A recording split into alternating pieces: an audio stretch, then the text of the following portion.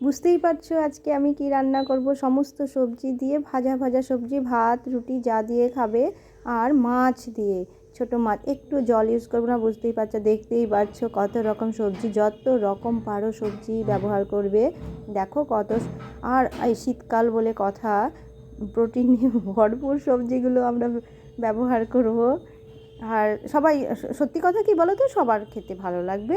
আর আমিও খাই। একটু কষ্ট নেই। দেখো, প্রথমে আলুটাকে ভেজে নেবো একটা একটা করে পর পর। আমরা কিন্তু সব সবজি একসঙ্গে দেবো না। এটা কালো জিরে ফোড়ন দিয়ে আলুটা দেবো। আলুটা একটু ভাজা ভাজা হলে তারপরে গাজর দেবো। গাজরটা একটু ভাজা ভাজা হলে, মানে একটার পর একটা সবজি দেবো, এটা হচ্ছে একটা ব্যাপার। তারপরে বিট দেবো। একটু বিটটা একটু ভাজা ভাজা হলে, হ্যাঁ অবশ্যই একটু লবণ দিয়ে দেবো যে নরম হোক। আর এই ভাজা ভাজা হতে হতে তো তারপরে বাঁধাকপি দেবো।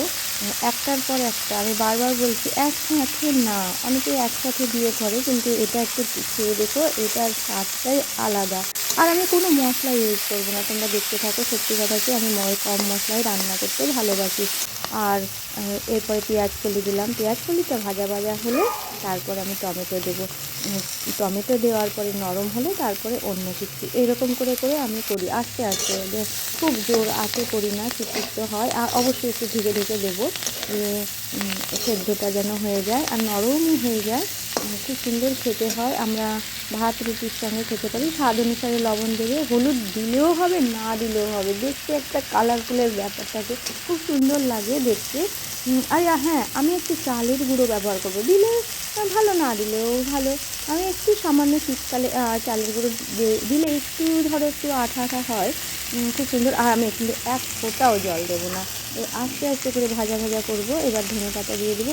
ধনে পাতা দেওয়ার পরে নাড়াচাড়া করার পরে আমি তারপরে মাছ দেবো। হ্যাঁ, আর তোমরা আরও সবজি দিতে পারো। তো এটা ময়া মাছ ভেজে রেখেছিলাম, সেই জন্য দিলাম। আর তোমরা কিন্তু আরও সবজি দিতে পারো, কোনো ব্যাপার নেই, কিন্তু সব সবজি দেখো কত সুন্দর লাগছে। Thank you. তোমরা খেয়ে দেখতে পারো, খুব ভালো লাগবে।